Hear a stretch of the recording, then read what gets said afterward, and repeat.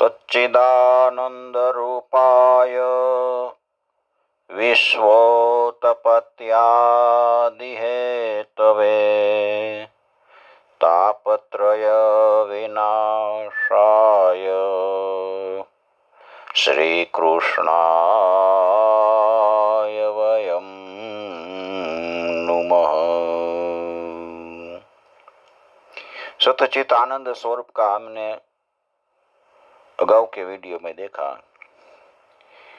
आगे कहता है कि विश्वोत्पत्त्यादि हेतवे, विश्व की उत्पत्ति स्थिति और लय का कारण है परमात्मा।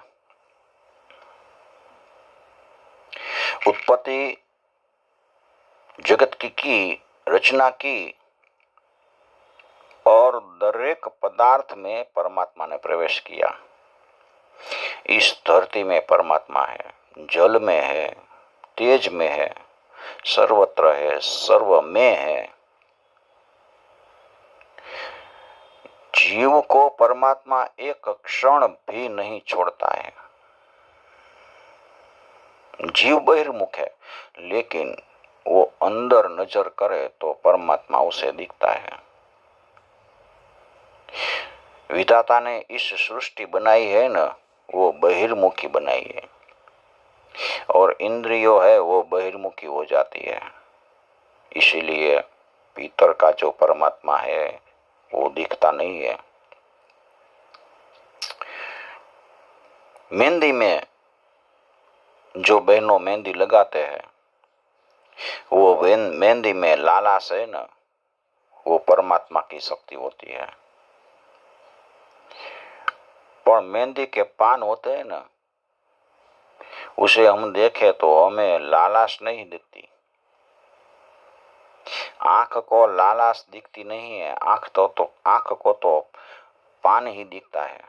इस तरह जगत में सर्वत्र जो परमात्मा है वो समाहित है।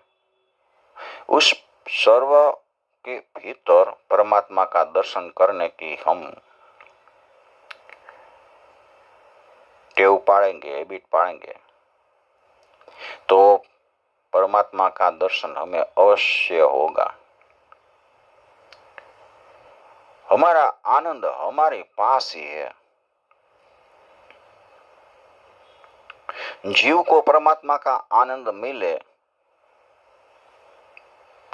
तो उसे जड़ वस्तु में आनंद शोधने की आवश्यकता नहीं है।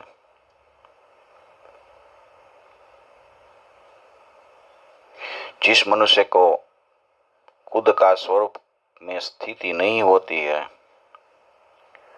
इसलिए उसका आनंद उसे मिलता नहीं। परमात्मा कैसा है?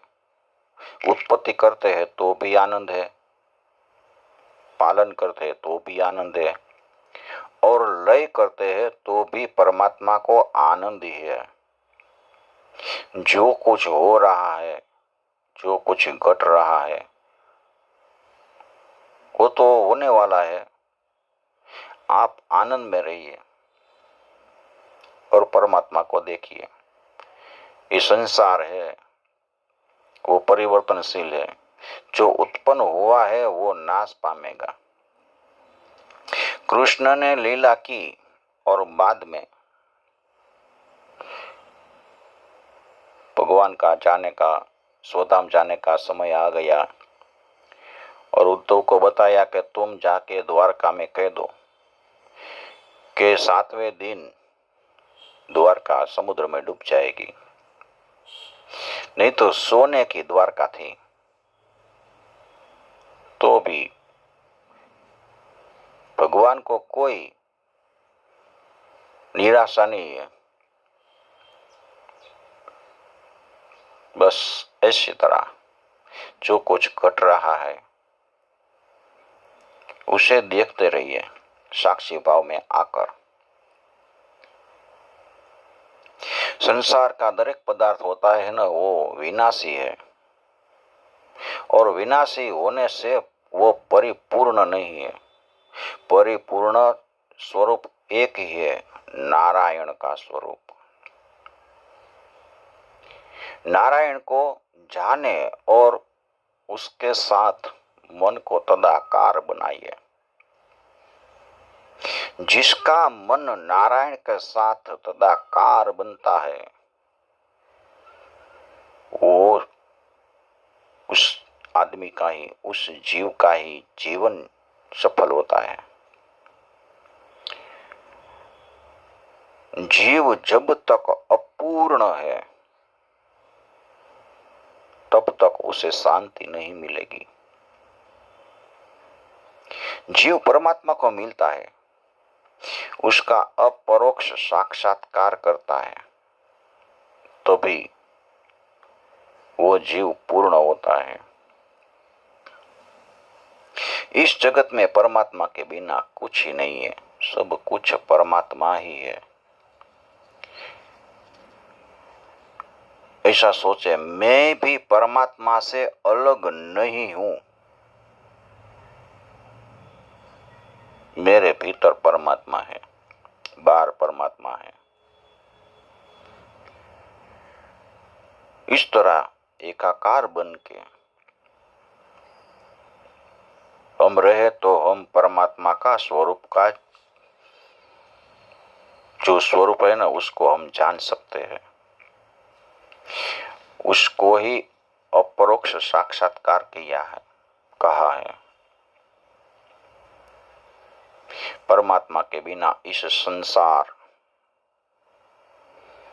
अपूर्ण है, जीव अपूर्ण है, इसलिए उसे शांति और आनंद नहीं मिलता।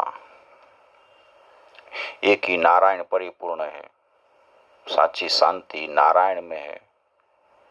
और नर है ना, वो तो नारायण का अंश है, इसलिए नारायण में वो समा जाने की इच्छा करता है। नारायण ने ओळख जानने के लिए और नारायण में लीन होने का साधन श्रीमद् भागवत शास्त्र। भागवत शास्त्र को पढ़िए, समझिए। भागवत का प्रधान वक्ता हम देखें तो आदि नारायण है। सृष्टि का आरंभ में परमात्मा ने ब्रह्मा जी को भागवत का ज्ञान दिया और ब्रह्मा जी ने नारद जी को दिया। नारद जी ने वो कथा महर्षि व्यास को सुनाई। व्यास जी ने वो कथा सुखदेव जी को सुनाई। सुखदेव जी ने वो कथा परीक्षित राजा को कही। परमात्मा कृपा करके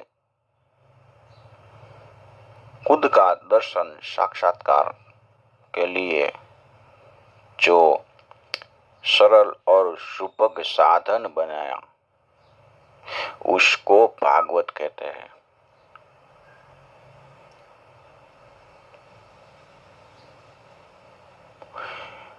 परमात्मा का साक्षात्कार करने के लिए वेदों में, उपनिषद में, शास्त्रों में 3 मार्ग बताया है: ज्ञान मार्ग, कर्म मार्ग और भक्ति मार्ग।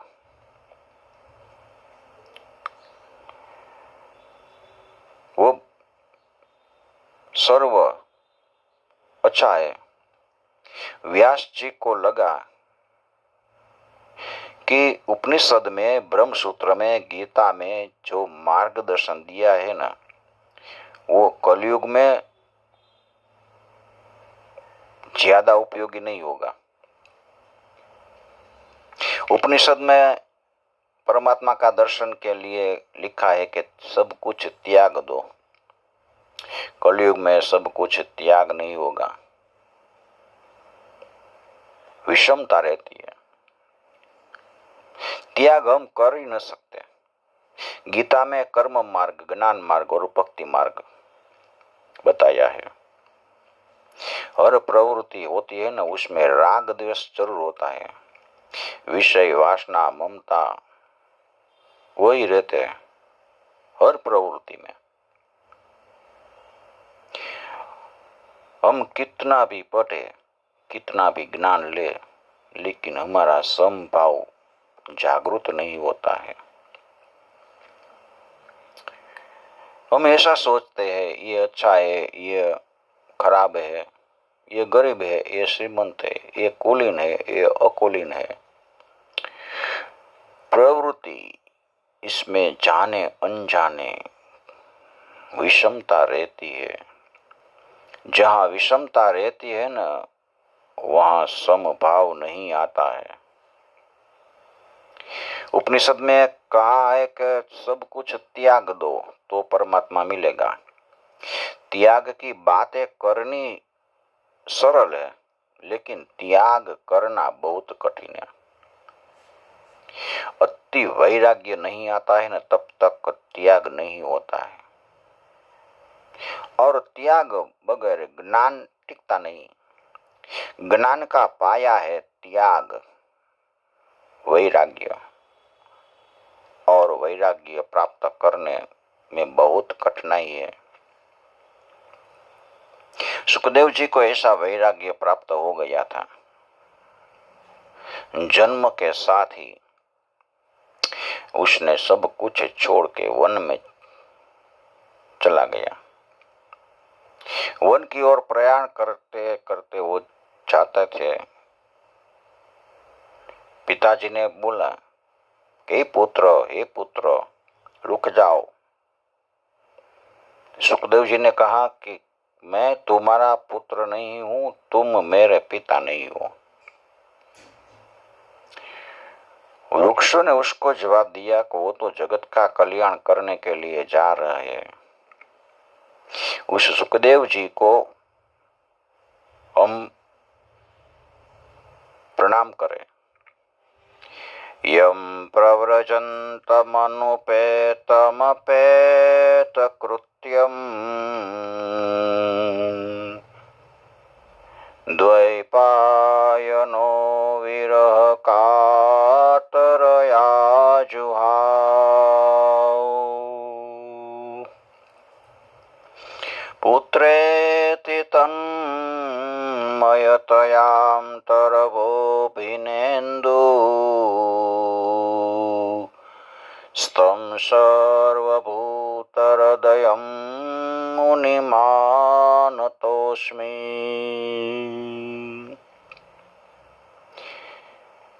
सुखदेव जी ने बताया कि मैं तुम्हारा पुत्र नहीं हूं और तुम मेरे पिता नहीं हो।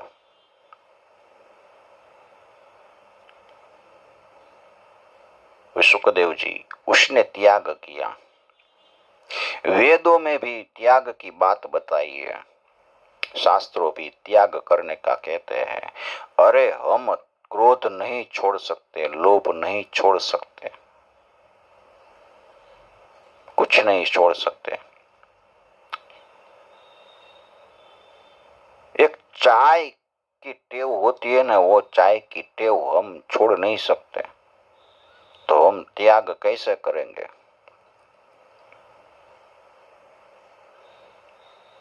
इसलिए त्याग नहीं होगा। व्यास जी ने ऐसा सोचा कि ये सब बातें हैं ना, वो तो शास्त्रों में है, और कलयुग के जो लोग होंगे ना, वो ऐसा कर नहीं सकेंगे। कामी व्यक्ति को तुम करो कहोगे कि तुम काम को त्याग दो, वो कैसे तो त्याग करेगा? मनुष्य को कुछ छोड़ने का इच्छा नहीं होती है। वो तो मनुष्य ऐसा कहता है कि मैं कुछ छोड़ने वाला नहीं हूं। सुख भोगवते भोगवते, सुख का आनंद लेते लेते परमात्मा मिल जाए, ऐसा कोई उपाय करो।